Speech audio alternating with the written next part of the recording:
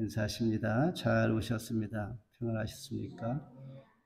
오늘 베이비 벨러리가 오늘 첫 예배에 참석했습니다.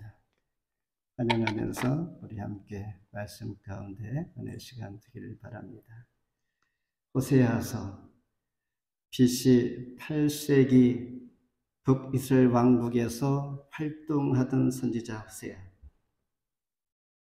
하나님은 그를 통하여 행위의 예언을 하게 하십니다. 음란하고 방탕한 아내 고멜을 아내로 맞이하라고 합니다. 그와 결혼을 하게 됩니다. 그리고 그와 결혼하여 세 자녀를 낳았는데 그 아이들은 호세아와 닮은 아이가 하나도 없었습니다. 결혼했음에도 불구하고 또 고멜은 가출하게 됩니다. 그렇지만은 하나님께서는 호세아에게 그 고멜을 그래도 데려와라. 이 마음은 하나님의 마음, 하나님께서 이스라엘 백성을 향한 간절한 그 마음, 그 심정이 어떠한지를 보여주는 책 호세아서입니다. 당시 이스라엘은 하나님의 은혜로 여로보암 2세 때에 경제적으로 매우 번성한 전성기를 맞이하게 됩니다. 하나님께서 주신 복을 통하여 그들은 하나님 앞에 감사 대신에 우상에게 제물을 바치게 됩니다. 악을 행함으로 아무 쓸모없는 포도나무가 되었던 것입니다. 이스라엘 모든 계층의 총체적인 타락과 우상 숭배에 대한 심판을 피할 수 없게 된 이 상황을 맞이하게 된 것입니다. 그러면서 그들에게 있어서 오직 유일한 회개만이 해결책이다라고 교훈해 주고 있습니다. 그러기 위해서 너희 자기를 위하여 묵은 땅을 기경하라 말씀하십니다. 오늘 말씀은 계절적으로 봄입니다. 저희들이 맞이하는 이 시대와 비슷한 시기, 이 말씀 가운데 함께 은혜의 시간 되기를 바랍니다. 먼저 기경하라 브레이크 오프 11절 함께 읽겠습니다. 시작. 에브라임은 마치 길들인 나무수 같아서 곡식 붓기를 좋아하나 내가 그의 아름다운 목에 멍에를 데우고 에브라임 위에 사람을 태우리니 유다가 밭을 갈고 야곱이 흙덩이를 깨트리리라. 마태복음 13장에 보면 예수님은 씨 뿌리는 비유를 말씀하십니다. 씨가 때로는 길가에 떨어지고 때로는 돌밭, 때로는 가시떨기에 떨어지면서 그 씨는 열매를 맺을 수 없게 된 환경 가운데 말라 그리고 짓밟히고 열매를 맺지 못합니다. 그래서 좋은 땅에 떨어진 씨는 30배, 60배, 100배의 풍성한 열매를 맺게 됩니다. 그러므로 단단한 굳어진 마음을 하나님께서 호세아 선지자를 통하여 이스라엘 백성들이 기경을 해야 한다라고 말씀하고 있습니다. 기경이란 말은 갈아엎다, 땅을 부드럽게 단단한 것을 씨가 잘 뿌리를 내릴 수 있도록 만들어 그 흙을 모든 상황들을 여유 있게 또한 하나님의 말씀이 잘 흡수될 수 있도록 그 땅을 부드럽게 하는 것입니다. 이 땅은 바로 우리 마음을 뜻하는 것입니다. 깨트려야 할 흙덩이는 이스라엘 백성들의 영적인 상태를 지금 말해주고 있습니다. 이 단단한 이 흙덩이 때문에 이스라엘이 비극을 맞게 된 요인이었던 것입니다. 호세아 선지자는 이스라엘 백성들을 향하여 너희들 마음이 이렇다, 즉 두 종류의 잡초가 있다라고 말씀하는데 2절에 보면 그들이 두 마음을 품었으나 이제 벌을 받을 것이라. 그 주상을 허시리라. 하나님을 사랑한다고 하면서 세상 영광과 우상을 섬기면서 바알을 섬기는 그들의 마음은 마치 묵은 땅과 같이 되어버렸습니다. 그럼에도 불구하고 하나님은 그들을 버리지 아니하시고 호세아 선지자를 보내어서 그들에게 흙덩어리를 깨트려라. 묵은 땅을 기경하라 말씀하시면서 그들에게 하나님을 찾을 때에 찾으라 기회와 찬스를 주는 것입니다. 에레미야 29장 13절에 너희가 온 마음으로 나를 구하면 나를 찾을 것이요 나를 만날 것이라. 하나님이 귀하게 여기는 것, 찾으시는 것은 과연 무엇일까? 금도 아니요 다이아몬드도 아니요 하나님의 성전에서 무릎을 꿇고 기도하며 말씀 안에서 하나님 뜻을 구하는 이런 사람들일 것입니다. 그러한 사람들이 바로 묵은 땅을 기경하는 사람들입니다.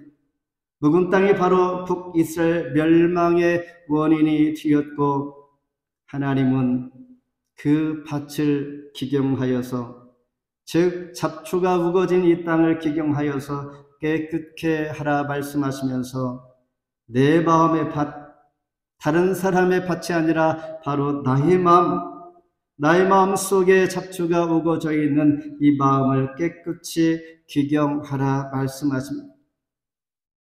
마음이 단단해지고 그리고 깨트려야 할 그 마음은 오늘 갑자기 된 것은 아닙니다. 주님을 멀리 할 때에 조금씩 점점 나의 마음이 하나님을 향한 영적인 무감각으로 시작이 됩니다. 급기야는 마음이 부패해지고 심각하여 더 단단하여 이제 손을 댈 수 없는 상태에 이르게 되는 것인데 오늘 내 자신의 마음이 어떠한가 우리가 다시 한번 돌아보면서 사도 바울은 그래서 매일 경건의 훈련을 하라 말씀하신 그 말씀이 우리는 조금만 멈추고 게으르면 금방 잡초가 나의 마음을 점령하고 말 것입니다. 그래서 매일 매 순간마다 하나님의 뜻을 구하며 하나님 앞에 열린 마음으로 있기를 위하여 스스로가 깨달아 하나님을 향하여 말씀으로 기도로 늘 경건한 모습으로 살아가는 것입니다. 이 일은 지속적으로 해야만이 기경이 되고 가능해지는 것입니다. 그리할 때 얻어지는 것은 나에게 주시는 귀한 열매가 있게 되는 것입니다. 두 번째는 기경을 했으면 이제 심으라 말씀하십니다. 12절 함께 읽겠습니다. 시작. 너희가 자기를 위하여 공의를 심고 인애를 거두라. 너희 묵은 땅을 기경하라. 지금이 곧 여호와를 찾을 때니 마침내 여호와께서 오사 공의를 빛처럼 내게 내리시리라. 아멘. 창세기 14장에 보면 의의 왕 멜기세덱이라는 왕이 등장합니다. 여기서 멜기는 왕이란 뜻이요 세덱은 의란 뜻입니다. 즉 멜기세덱은 하나님의 은혜와 사랑을 나누게 하는 그런 의의 왕입니다. 다시 말해서 하나님의 은혜와 사랑을 나누는 것이 바로 땅에 씨를 뿌리는 것입니다. 지금으로부터 2700년 전 북이스라엘은 전성기를 맞이합니다. 여로보암 2세 때에 그러나 4장 7절에 보면 번성할수록 내게 범죄하니 내가 그들의 영화를 변하여 욕이 되게 하리라. 선을 선으로 감사하지 아니하고 더 범죄했던 그 나라 그 상황을 우리에게 보여주면서 그 나라가 이제 하나님은 그 상황이 더 악해지니 그들을 법정에 세웁니다. 4장 1절에 보면 이스라엘 자손아 여호와의 말씀을 들으라. 여호와께서 이 땅 주민과 논쟁하시나니 이 땅에는 진실도 없고 인애도 없다.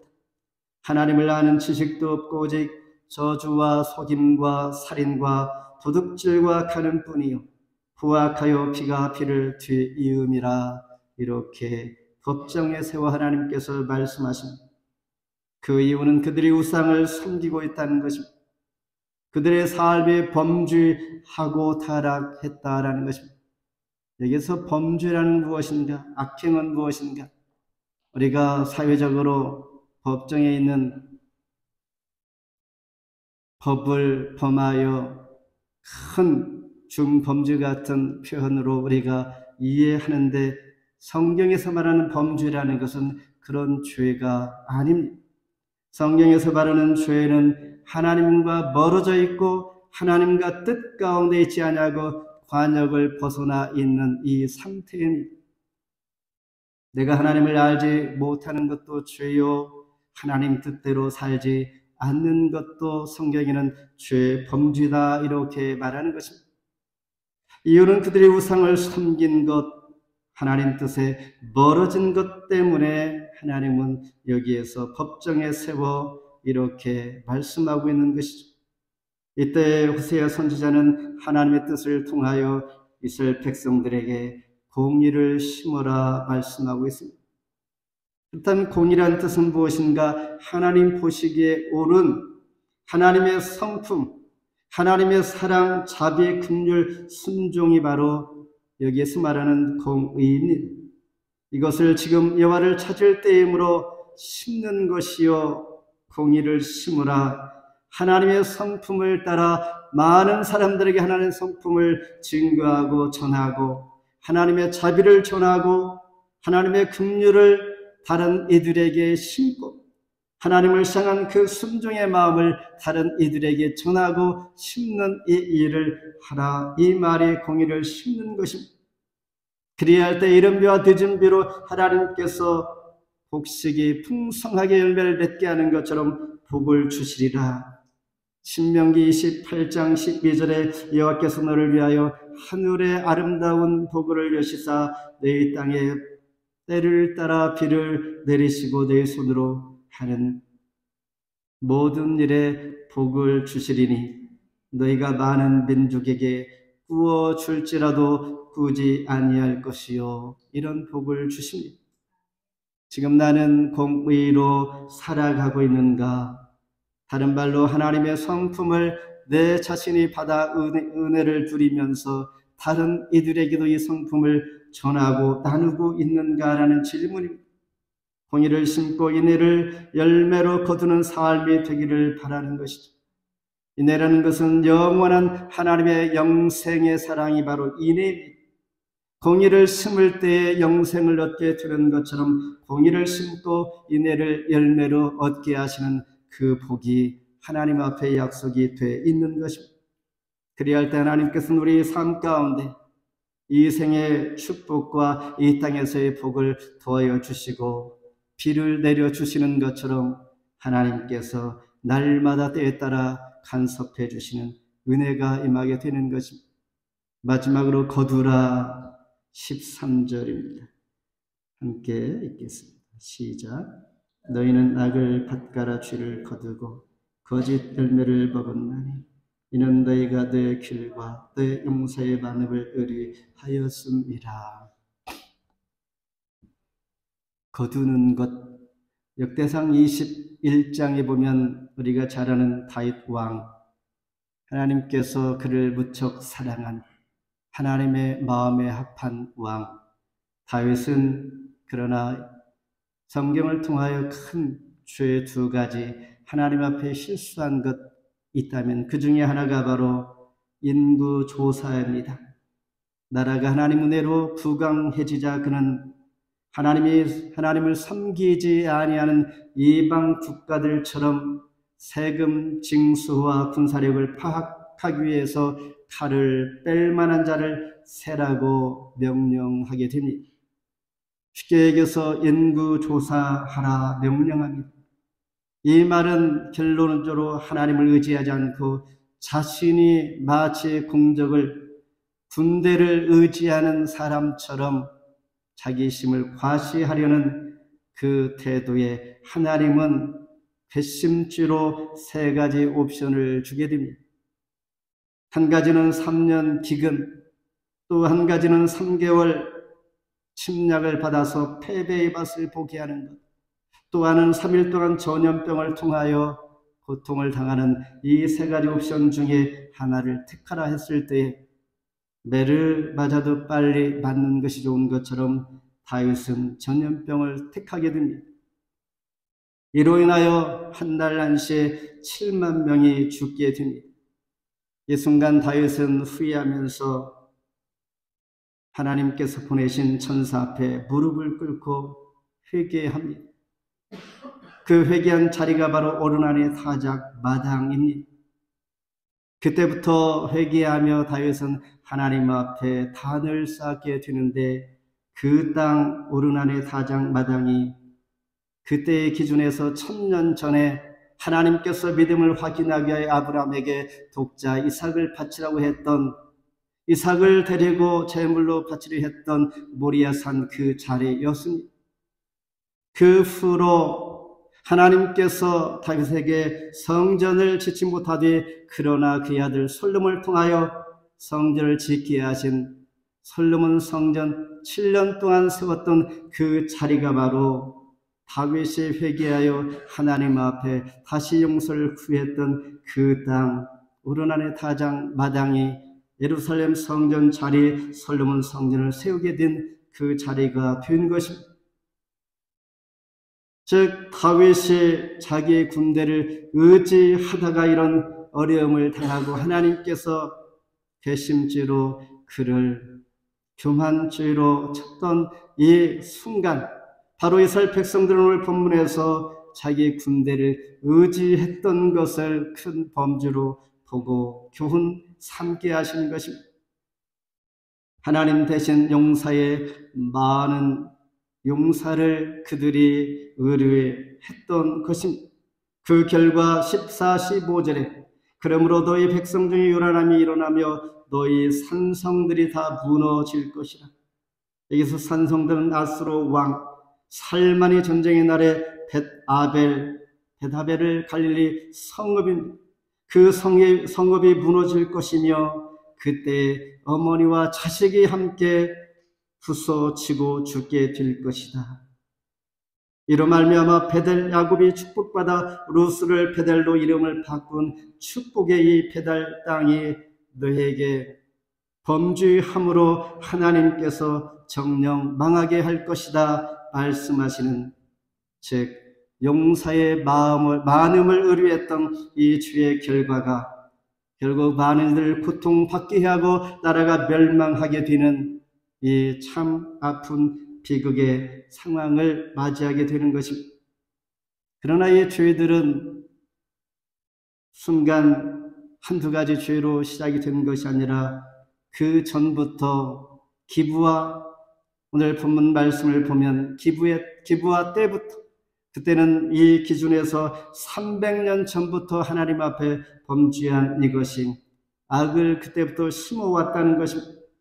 여로보암 2세 때 큰 죄를 범했음에도 불구하고 하나님은 그 순간에 벌을 주지 아니하고 호세아 선지자를 통하여 예언하게 될 때 망하게 될 것이다.